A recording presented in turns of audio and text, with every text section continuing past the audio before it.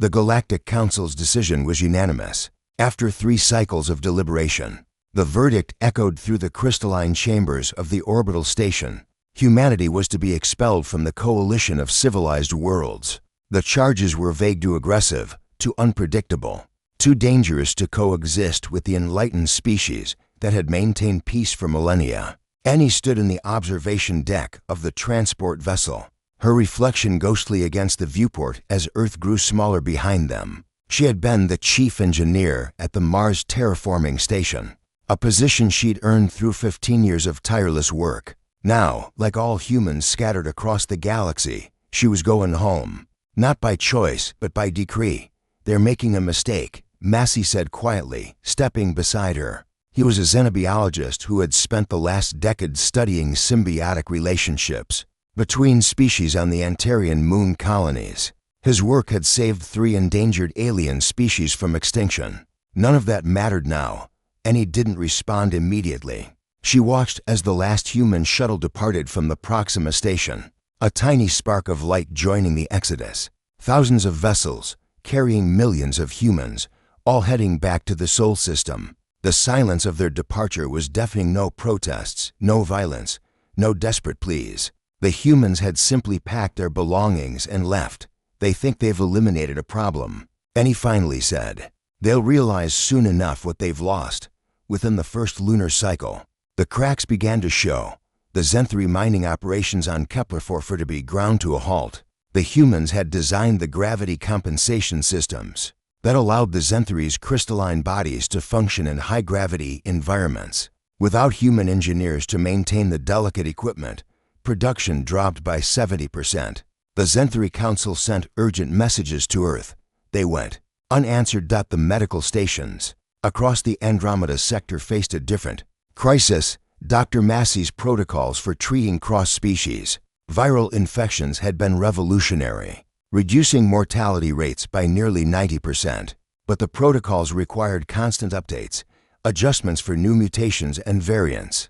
Without human xenobiologists and medical researchers, the plague that swept through the Tillian home world claimed 3 million lives in 6 weeks. The distress signals from Tillis Prime reached the Galactic Council, but there was nothing they could do. The humans who could have helped were gone. Annie had found work on Luna Station, helping to coordinate the massive influx of returning humans. The Sol system was strained, every habitat and station filled beyond capacity.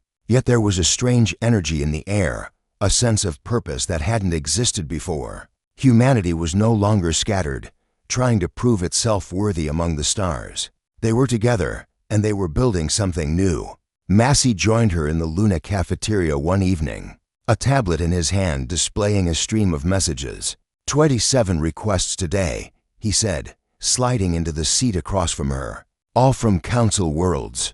Medical emergencies, mostly. Some agricultural failures apparently. The nitrogen-fixing bacteria we engineered for the Dravidian colonies has started dying off. "Are you going to respond?" Annie asked, knowing the answer. "No." Massey's expression was resolute. "They made their choice. We're not their emergency backup crew." The infrastructure failures cascaded like dominoes. Human innovation had been woven into the fabric of galactic civilization so thoroughly that its absence was catastrophic. The quantum communication networks that humans had designed and maintained began experiencing critical failures. Jump gate calibrations, once handled by human mathematicians who could intuitively solve problems that quantum computers struggled with, became dangerously unreliable. 2 ships were lost in hyperspace accidents within a month. The agricultural worlds discovered that their soil enhancement programs, developed by human agronomists, required constant refinement. Crop yields plummeted. Food shortages spread across a dozen worlds. It took 6 months for the Galactic Council to call an emergency session. Annie and Massey watched the broadcast from Earth, where they had finally settled into a new research facility in the Pacific Arcology. Council Speaker Vralthos, a being of pure energy contained in a crystalline matrix, addressed the assembled representatives. "We have made," the speaker paused, the translation matrix struggling with what sounded like regret, "a catastrophic error in judgment." The chamber erupted in a cacophony of alien voices, clicks, whistles, and electromagnetic pulses. The humans did not sabotage our systems before leaving. Vralvos continued. They did not plant delays or traps. They simply stopped helping. And in their absence, we have discovered how dependent we had become on their ingenuity, their adaptability, their relentless drive to solve problems we did not even know we had. Annie felt Massey's hand find hers under the table. We formally request, Vralvos said, the words clearly painful, that humanity consider returning to the galactic community, with full membership rights, with representation on this council.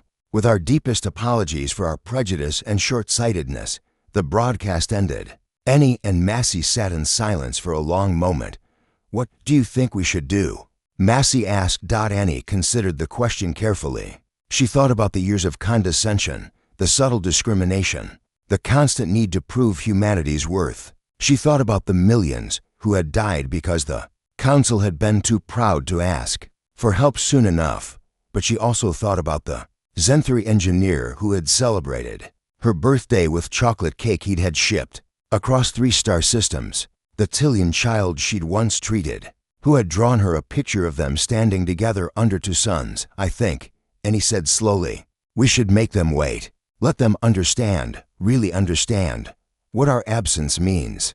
And when we do return, if we return, it will be as equals, not as servants or as problems to be managed, but as partners. Massey nodded. They'll learn patience then, because humans don't beg. We build, we create, we solve, and we only share those gifts with those who respect us. The message from Earth to the Galactic Council was brief. Received. We will consider your request. Expect our response when we are ready.